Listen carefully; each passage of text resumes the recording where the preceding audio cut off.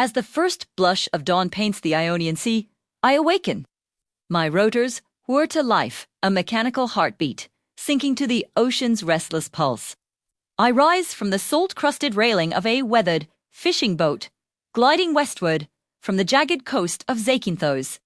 The island's emerald hills roll away beneath me, dotted with cypress spires and the silver glint of olive leaves catching the light. The sea below is a living mosaic, deep ultramarine yielding to shallows of aquamarine, where sunlight dances with schools of darting fish, their scales flashing like scattered coins. A chorus of seabirds trails in my wake, their wings slicing the crisp morning air. Thermals lift me effortlessly higher, offering glimpses of hidden coves where cliffs plunge into the sea, birthing spray that arcs like liquid rainbows. Nearing the sacred curve of Navagio, the landscape transforms. It's a dramatic amphitheater, carved by eons of time. Towering limestone cliffs, some 250 feet high, rise like petrified waves frozen mid-crash.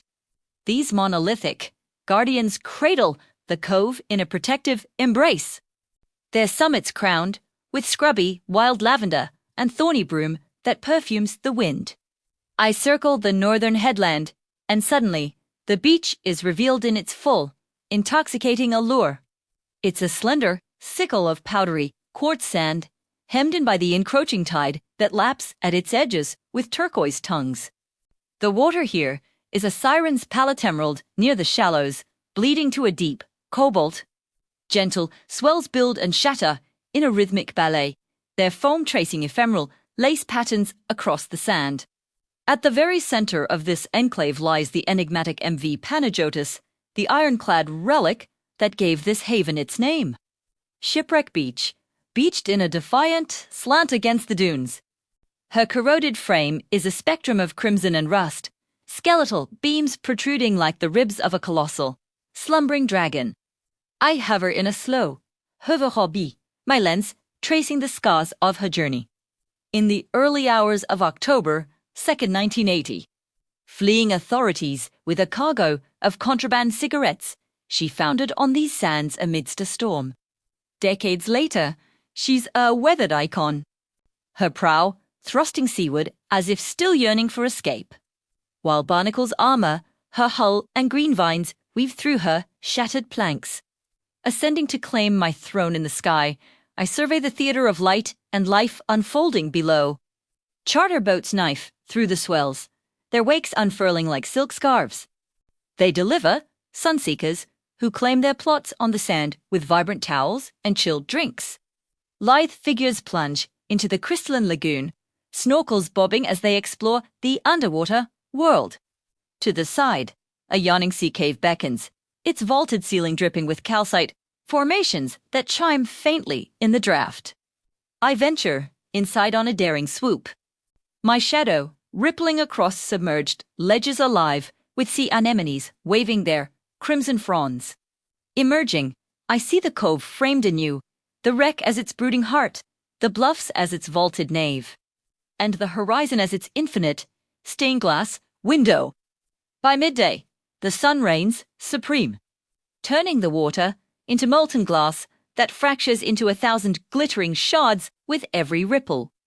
The cliffs bake to a luminous ivory, radiating a heat that shimmers in the air. I witness the midday frenzy, families picnic, their laughter mingling with the calls of gulls. A rogue wind gusts from the west, sculpting the dunes and sending hats pirouetting across the beach, a chaotic interlude that highlights the wild spirit of this untamed paradise. My gaze returns to the intimate drama. Hear the interplay of human moments against eternal stone and tide. A reminder that paradise is as much about the fleeting as it is about the fixed. As the afternoon wanes, shadows creep like ink across the sand. The light softens to a honeyed gold that gilds the Panagiotis in an alchemical glow, her silhouette sharpening against the cooling sea. The crowds thin to a reverent few, who linger to leave footprints where land meets water, or to meditate in the wreck's shadow. I descend in lazy spirals, capturing the hush. A heron stalks the shallows, spearing minnows with precision, while offshore, dolphins arc in silvery leaps. The air thickens with the scent of sun-warmed pine and salty brine, a sensory poem that seeps into the soul.